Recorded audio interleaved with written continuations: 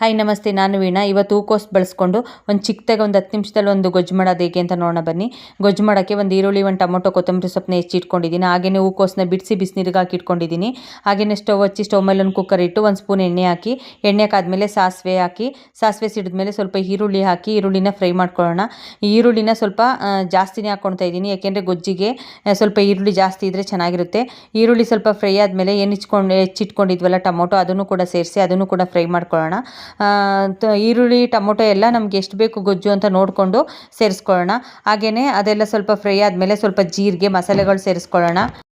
ಮಸಾಲೆ, ಸ್ವಲ್ಪ ಜೀರಿಗೆ, ಸ್ವಲ್ಪ ಅರಿಶಿನ, ಹಾಗೆಯೇ ಸ್ವಲ್ಪ ಉಪ್ಪು ಎಲ್ಲ ಹಾಕಿ ಸ್ವಲ್ಪ ಫ್ರೈ ಮಾಡ್ಕೊಳ್ಳೋಣ. ಅದಿನ್ನೇನು ಸ್ವಲ್ಪ ಫ್ರೈ ಆಗ್ತಾಯಿದೆ ಅಂದಾಗ 1 ಸ್ಪೂನ್ ಶುಂಠಿ ಬೆಳ್ಳುಳ್ಳಿ ಪೇಸ್ಟ್ ಹಾಕೊಳ್ಳೋಣ. ಬೆಳ್ಳುಳ್ಳಿ ಏನು ನಾವು ರುಬ್ತಾ ಇಲ್ಲ, ಒಗ್ಗರಣೆಗೆ ಹಾಗೇ ಎಲ್ಲ ಸೇರಿಸ್ಕೊತಾ ಇರೋದ್ರಿಂದ 1 ಸ್ಪೂನು ಶುಂಠಿ ಬೆಳ್ಳುಳ್ಳಿ ಹಾಕ್ಕೊಂಡು ಅದನ್ನು ಕೂಡ ಫ್ರೈ ಮಾಡಿಕೊಂಡು, ನಮಗೆ ಖಾರಕ್ಕೆ ಎಷ್ಟು ಬೇಕು ಅಂತ ನೋಡಿಕೊಂಡು ನಾನು 1 ಸ್ಪೂನ್ ಅಚ್ಕಾರದ ಪುಡಿ ಹಾಕೋತಿದ್ದೀನಿ. 1 ಸ್ಪೂನು ಒಂದು ಸ್ವಲ್ಪ ಅಚ್ಕಾರದ ಪುಡಿ, ಹಾಗೆಯೇ 1-2 ಸ್ಪೂನಷ್ಟು ಸಾಂಬಾರು ಪುಡಿನೂ ಕೂಡ ಸೇರಿಸೋಣ, ಟೇಸ್ಟು ಚೆನ್ನಾಗಿರುತ್ತೆ.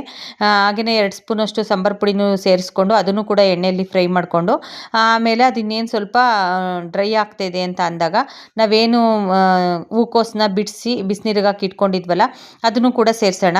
ಏನಕ್ಕೆ ಅಂದರೆ ಹೂಕೋಸಲ್ಲಿ ಏನಾದರೂ ಹುಳ ಏನಾದರೂ ಇದ್ದರೆ ಹೋಗಲಿ ಅಂತ ಅಷ್ಟೇ, ಅದು ಕ್ಲೀನ್ ಆಗುತ್ತೆ ಅಂತ ಸ್ವಲ್ಪ ಸಾಲ್ಟ್ ಹಾಕಿ ಬಿಸಿನೀರಿಗೆ ಸ್ವಲ್ಪ ಇದನ್ನು ಹಾಕಿ ಮಿಕ್ಸ್ ಮಾಡಿ ಒಂದು 10 ನಿಮಿಷ ಇಟ್ಟರೆ ಹುಳ ಏನಾದ್ರು ಇದ್ದರೆ ಹೊಟ್ಟೋಗುತ್ತೆ. ಅದನ್ನು ಕೂಡ ಒಗ್ಗರಣೆಗೆ ಹಾಕಿ ಸೇರಿಸ್ಕೊಂಡು ಚೆನ್ನಾಗಿ ಮಿಕ್ಸ್ ಮಾಡೋಣ. ಮತ್ತು ಅದು ಒಗ್ಗರಣೆಲೇ ಬೇಯಬೇಕು ಆ್ಯಕ್ಚುಲಿ. ಅದು ಸ್ವಲ್ಪ ಮಿಕ್ಸ್ ಆಗಿ ಇನ್ನೇನು ಬೇಯ್ತಾ ಇದೆ ಅಂತ ಅಂದಾಗ ಏನು ಕೊತ್ತಂಬರಿ ಸೊಪ್ಪು ಇಟ್ಕೊಂಡಿದ್ವಲ್ಲ ಅದನ್ನು ಕೂಡ ಸೇರಿಸ್ಕೊಂಡು ಚೆನ್ನಾಗಿ ಮಿಕ್ಸ್ ಮಾಡೋಣ. ಇದು ಒಗ್ಗರಣೆಲೇ ಜಾಸ್ತಿ ಬೇಯಬೇಕು, ನೀರು ಹಾಕೋಕ್ಕಿಂತ ಮುಂಚೆನೇ ಸ್ವಲ್ಪ ಬೇಯಿಸ್ಕೊಳ್ಳೋಣ. ಅದು ಒಗ್ಗರಣೆಯಲ್ಲಿ ಸ್ವಲ್ಪ ಬೆಂದಿದೆ ಇನ್ನೇನು ಅಂತ ಅನ್ನಿಸ್ದಾಗ ನಮಗೆ ನೀರೇನು ತುಂಬ ಜಾಸ್ತಿ ಬೇಡ, ಒಂದು ಸ್ವಲ್ಪ ಒಂದು ಚಿಕ್ಕದು ಒಂದು ಗ್ಲಾಸಷ್ಟು ನೀರನ್ನ ಸೇರಿಸಿದ್ರೆ ಸಾಕು. ಅದೇ ಕೂಡ ಜಾಸ್ತಿ ಆಗುತ್ತೆ, ನಾನು ಸ್ವಲ್ಪ ಸೇರಿಸಿರೋದು ಸ್ವಲ್ಪ ಜಾಸ್ತಿನೇ ಆಯಿತು ಅಂತ ಅಂದ್ಕೊಳ್ತೀನಿ. ಅದು ಸ್ವಲ್ಪ ಕುದಿ ಬಂದಮೇಲೆ ನೋಡಿಬಿಟ್ಟು ಸ್ವಲ್ಪ ಕುದಿ ಬರ್ತಾಯಿದೆ ಅಂತ ಅಂದಾಗ ಮುಚ್ಚಳ ಹಾಕಿ ಒಂದು 2 ವಿಷಲ್ ಬರ್ಸಿದ್ರೆ ಸಾಕು. ಅಷ್ಟೇ, ಏನಿಲ್ಲ, ಒಂದು 10 ನಿಮಿಷದಲ್ಲೆಲ್ಲ ಆಗೋಗುತ್ತೆ. ಒಂದು 2 ವಿಷಲ್ ಬಂದಮೇಲೆ ನೋಡಿ ಈ ಥರ ಅಲ್ಲೇ ಬೆಂದು ಫುಲ್ ಕಲಸೋಗಿರುತ್ತೆ.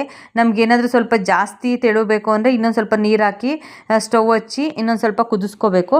ಇಲ್ಲ ಬೇಡ ಅಂತ ಅಂದರೆ ಹಾಗೇ ಕೂಡ ತಿನ್ಬೋದು, ತುಂಬ ಚೆನ್ನಾಗಿರುತ್ತೆ. ನೋಡೋಕೆ ಹಂಗೆ ಇದೆ ಅಂತ ಅನಿಸುತ್ತೆ, ಬಟ್ ಸ್ವಲ್ಪ ತಣ್ಣಗಾದ್ಮೇಲಂತೂ ಇನ್ನೂ ಗಟ್ಟಿಯಾಗುತ್ತೆ. ನೋಡ್ತಾ ಇರ್ಬೋದು ನೀವು ಎಷ್ಟು ಚೆನ್ನಾಗಿದೆ ಅಂದರೂ ಟೇಸ್ಟು ಅಷ್ಟೇ ತುಂಬ ಚೆನ್ನಾಗಿದೆ. ಗಮ್ ಅಂತ ಸ್ಮೆಲ್ ಬರ್ತಾ ಇರುತ್ತೆ ನಾವು ಓಪನ್ ಮಾಡಿದ ತಕ್ಷಣ ಮುಚ್ಚಳ.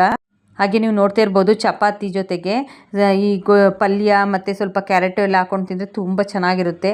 ನಾನು ಹಾಗೆಯೇ ನಮ್ಮ ಅಕ್ಕನ ಮಗಳು ಬಂದಿದ್ದು, ಅವಳೇ ಕೂಡ ಇದನ್ನು ಪ್ರಿಪೇರ್ ಮಾಡಿದ್ದು. ತುಂಬ ಚೆನ್ನಾಗಿತ್ತು ಆ್ಯಕ್ಚುಲಿ, ಟೇಸ್ಟ್ ಅಂತೂ ತುಂಬಾ ಚೆನ್ನಾಗಿತ್ತು.